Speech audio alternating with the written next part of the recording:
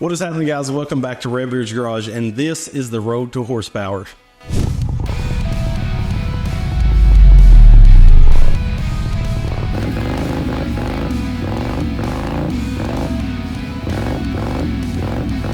If you've been following the Road to Horsepower series, you'll know that we started testing performance parts on engines before and after to show you the real world gains.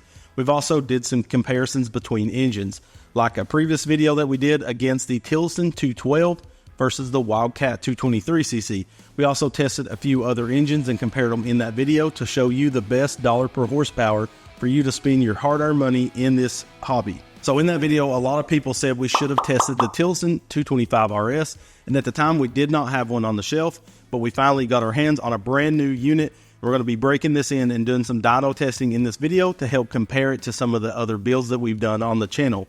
Now, when we tested the Wildcat 223 versus the Tillotson 212, this wouldn't been a good comparison because this is a race kart engine, while the 212E and the 223 Wildcat is not a race kart engine right out of the box. It's going to be governed and you need to upgrade a lot of parts. So we didn't think in that video it was a fair comparison, but now that we've upgraded our Wildcat 223, we can now compare it against something like this Tillotson 225RS. Now, the Tillotson 225RS was a touch-and-go engine developed by Tillotson for the racing kart world. So basically, this is going to be a good comparison against the Briggs LO206, the World Formula engines, as well as the Predator Harbor Freight Ghost 212. All these engines are race kart-specific engines, so that's where this engine kind of lies. EC worked with Tillotson to develop the 196R, the 212R, as well as this 225RS.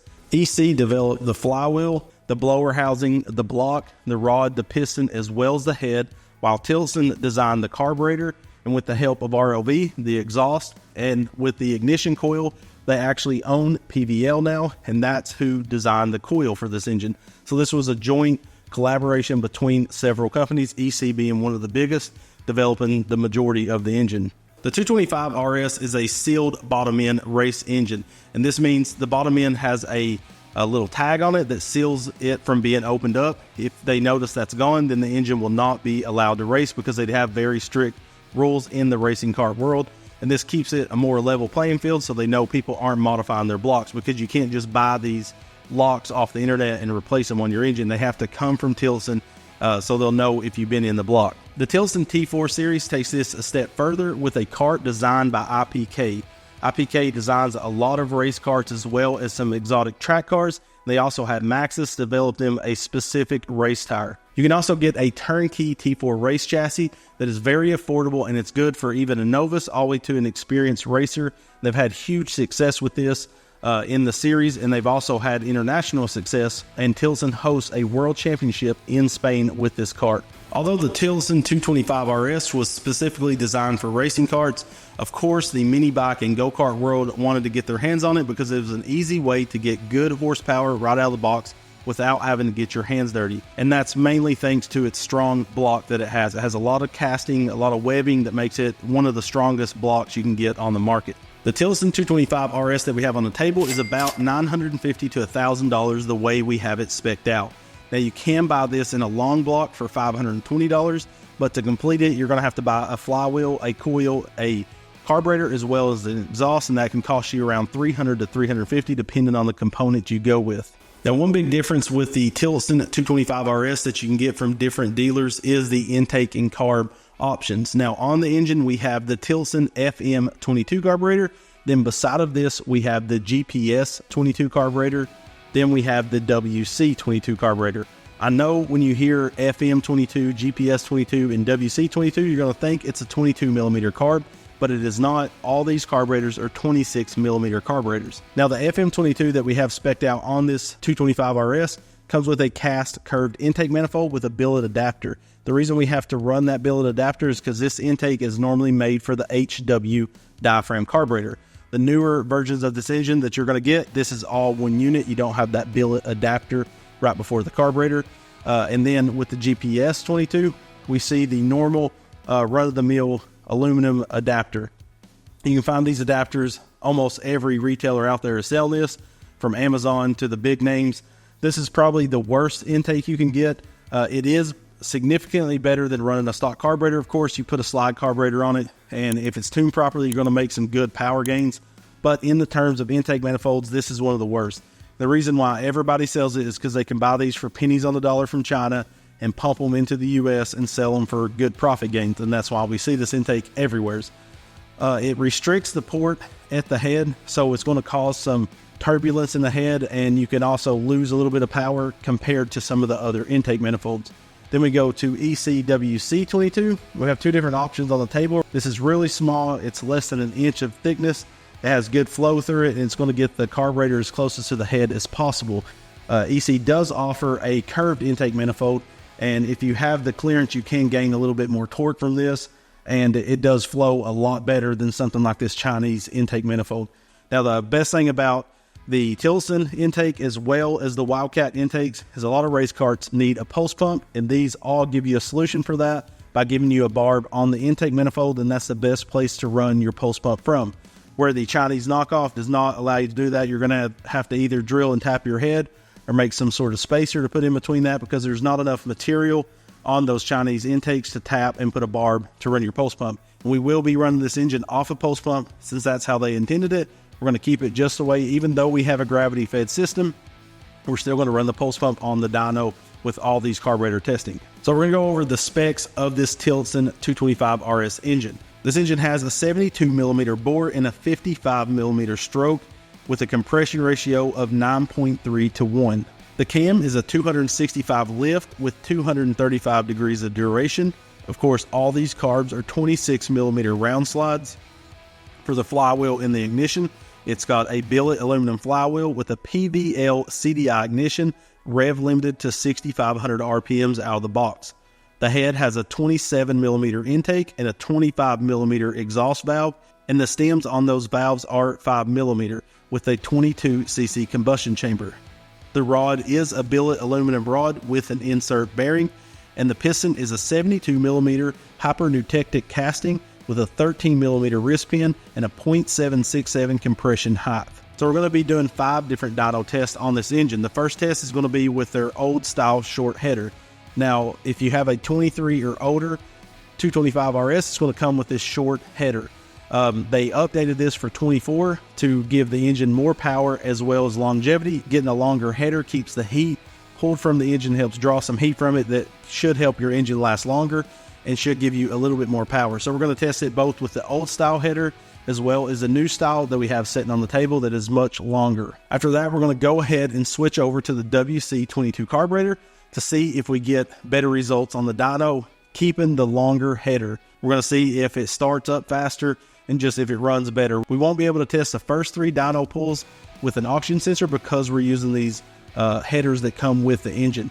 For the last 2 videos, we're going to keep that WC22 carburetor on there, but we're going to switch over to my header that has an oxygen sensor in it.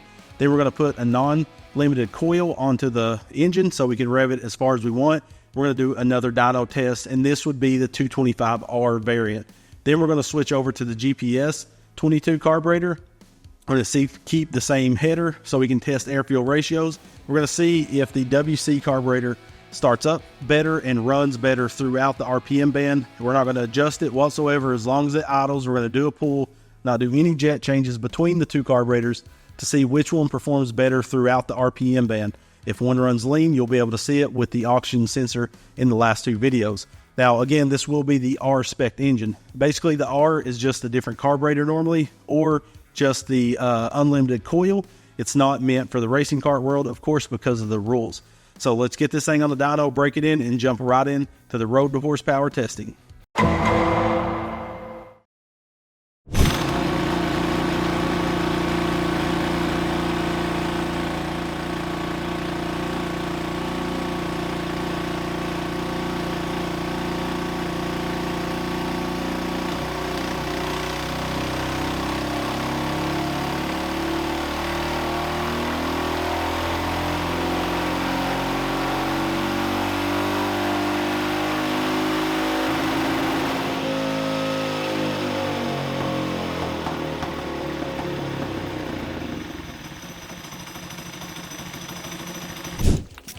Now we're going to switch from the short pipe on the Tillotson engine to the new 2024 long pipe.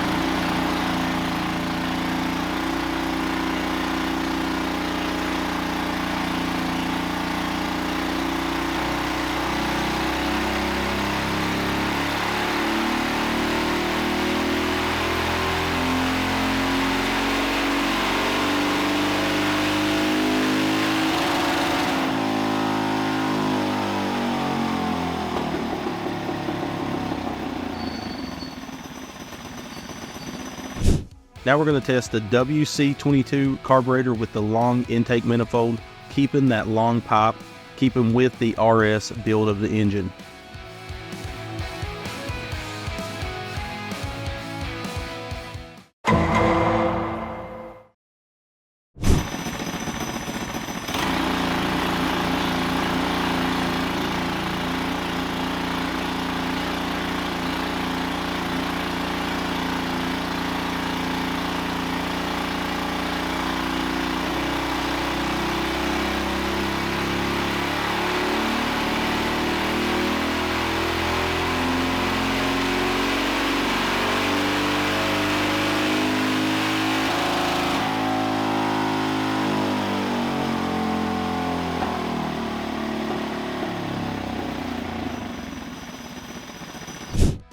Now we're going to switch over to the Tillotson R spec engine. So we're going to replace that long intake manifold with the WC22 and put the small sandwich adapter.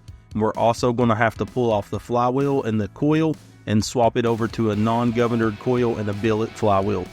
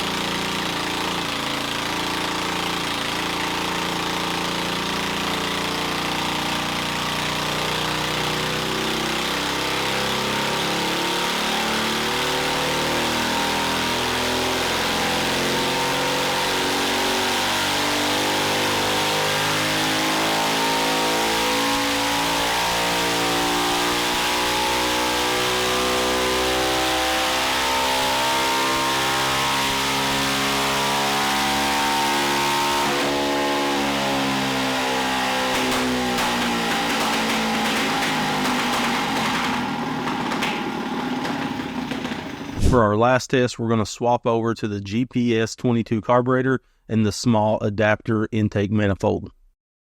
Since the Chinese intake manifold doesn't have a barb to run the pulse pump, I like to run it off the intake side, but I'm not able to do that with this particular intake. So what I did was put a billet valve cover. We have this breather running to a check valve. You always want to run a check valve when you're running off of a billet valve cover. Check valve is very important. We've talked about that in other videos. And then we ran a second barb that runs the pulse pump. So that's the only downside to using this Chinese intake manifold is that's how you have to run it. There's no other option. They may make a sandwich plate that goes in between this, but anyways, just want to show that. Now we can get into testing the GPS22 with the R spec engine.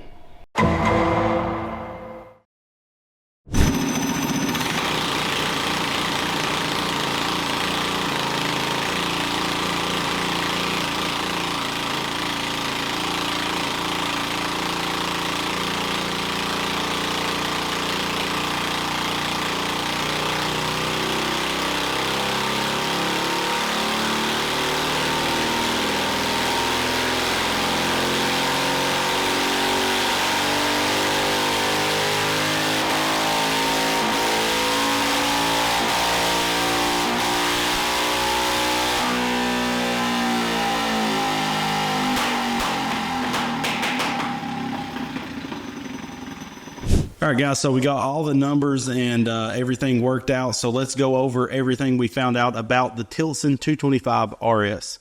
So when we look at the graph of the Tillotson 225RS with the short pipe versus the long pipe, we can see that it didn't change where the torque was made, but it did make about 1 horsepower and move the peak power from 5,800 RPMs to 6,400 RPMs, which is very close to the rev limit of the factory installed coil. This should make the Tillotson 225RS really enjoyable to race. You should notice that difference with the long pipe versus the short pipe, and that's probably why Tillotson did it. And of course, it keeps heat out of your engine having the longer pipe. It's just an all-around better design of an exhaust.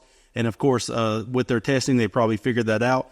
And that's why from 24 on, they're using the long header. So when we tested the FM22, which is the factory Tillotson installed carburetor, versus the WC22, which is EC's kind of their flagship carburetor, we noticed that the Tillotson did make a very, very slight amount more torque and horsepower, but they was very close, almost a margin of error, especially in the horsepower realms. But I do think why it did make a little bit more torque is because the WC22 was designed and tuned and blueprinted on the smaller intake, the little sandwich adapter, not for the longer intake. So that could have a little bit to do with it. Also, the Tillotson is a little bit longer on the factory intake manifold, so that does help a little bit in torque. Also, the Tillotson was quite a bit richer. Now, we didn't run the Tillotson with the oxygen sensor, but we could tell every time we went from idle to wide open throttle on the dyno, a black cloud would puff out of it, and it ran rich all through the RPMs. So what you're going to get with that is when you have a rich running carburetor, you're going to have full fuel dilution inside your head. You're not going to be burning all that fuel that you possibly could be burning. And what's going to happen is it's going to replace the air volume inside your cylinder, and it can actually bump up the compression a little bit and help you in that way. But there is trade-offs for that. You're going to have a washout in the cylinder. You're going to have more gas end up in your oil in your crankcase, and you're also going to foul spark plugs quicker. So you want to really tune your carb. Now, a lot of the people racing these engines on the track, they're going to tune their carbs. They're not going to run it right out of the box, so it's not a big deal. The Tillotson was close enough that you could adjust it out, but the WC22 was really good when we ran it later with the oxygen sensor. You can tell it was very well tuned. This engine really surprised me right off the bat. This is basically, you can bull this around a stage 3 engine. If you just put that flywheel and coil on it, you would have basically what we have in most of our stage 3 builds that we did on this dyno.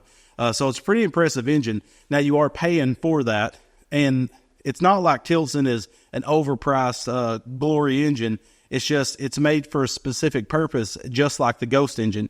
So it's not like it's a bad thing. If you don't want to get your hands dirty, this may be an engine you want to look at, but there are other options out there like the 228s that EC makes and a bunch of other already built engines. This one being around $1,000, you could definitely build an engine that performs close, if not more, for cheaper. So do keep that in mind. When we tested out the GPS 22 versus the Wildcat 22 with the oxygen sensor, so that's my header that I've welded, and the header that I'm running with the oxygen sensor is a Ghost factory accessory header. It was very short, stainless. I like the way it was made. It was very quick to throw on the engine. I could probably put a better header on the dyno and make better power numbers, but I've used this one for so long, I want to kind of keep it the same so it's more comparable.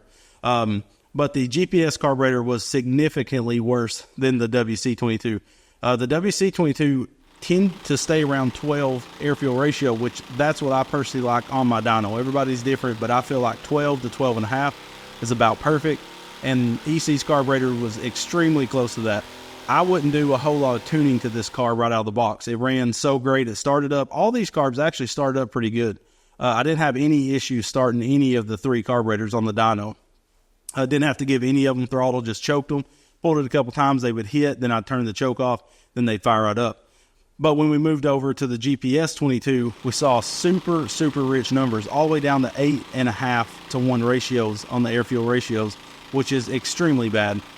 They really do need to do some tuning on this car because a lot of people aren't going to be able to use this car right out of the box. You're going to have to do a jet change, where that's not the case with the Tillotson or the WC22. They're pretty decent out of the box, and with a little bit of tuning on the actual carb without switching out jets, you could probably tune them in exactly perfect. So when we compare the GPS 22 to the WC 22 graphs, we can see that with the Wildcat 22, it's making the same torque as the FM 22 did on the Tillotson 225RS, but 500 RPM sooner, which would give you an edge in acceleration.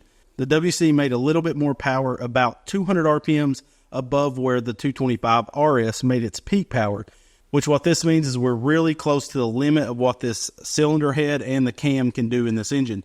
You're not going to get a whole lot more power out of this setup. So if you wanted to go further, you're going to have to do, some porting on the head or swap to a different style head, maybe bigger valves and a different camshaft to get any further. One big problem with how rich the GPS 22 was is we couldn't even get to the peak RPMs.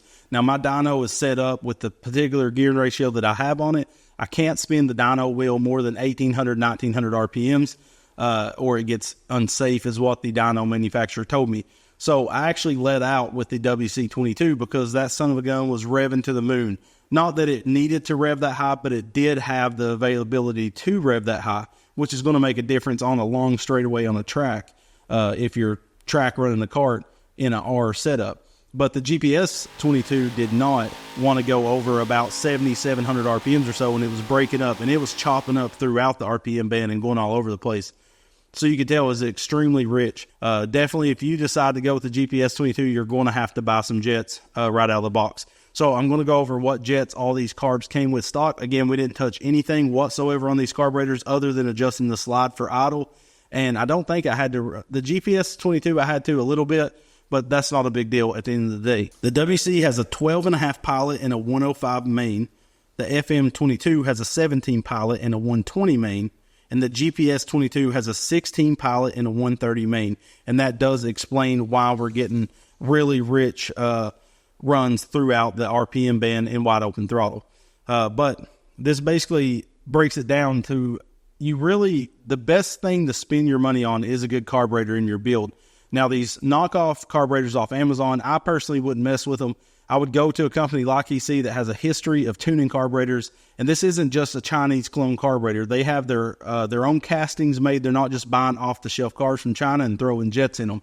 They actually are blueprinting these carburetors and designing them for themselves. So when you buy a WC22, it has a lot of time behind it. It's not just an off-the-shelf carb, and that's why I like working with EC a lot. Tillotson did handpick a lot of stuff and do a lot of tuning on this carb. I can't say anything about the GPS 22 because I don't know. I haven't spoke with them about their carburetor and how they're getting it and, all that stuff. But I know with these two, there is a lot of tuning, and you can definitely tell that with the WC 22. Now, one of my all-time favorite carburetors is a BM24, the 24 millimeter flat slide Mikuni. I've said that for years. I love it, but I'm quickly changing over to the WC 22. One big thing is the price. For the intake, the carb, and the air filter, you're getting this whole setup for $125 as of the date this video was made, where the 24 millimeter flat slide is a $250 carburetor. Now, you can't tell me that carburetor is that much better than this WC22. That money could go towards a better cam or some ratio rockers or something in your engine instead of putting all that money. So I probably won't be running a lot more of the flat slides other than what I have. I do have a few bikes with the 24 flat slides on them. I'd still do like the 24 flat slide. I'm against the price a little bit. So let us know what you thought about this testing. This Tillotson 225RS is a pretty stout engine out of the box. It's basically, again, a governed, 6,500 RPM governed stage 3 engine. And it made some good numbers on the dyno day. We put it through the paces, and now it's going off to be installed on the race car. So let us know what you think. Get ready for the 228cc dyno. We're going to compare it to other builds that we've done as well. So thank you guys so much for watching. We say stay safe and God bless.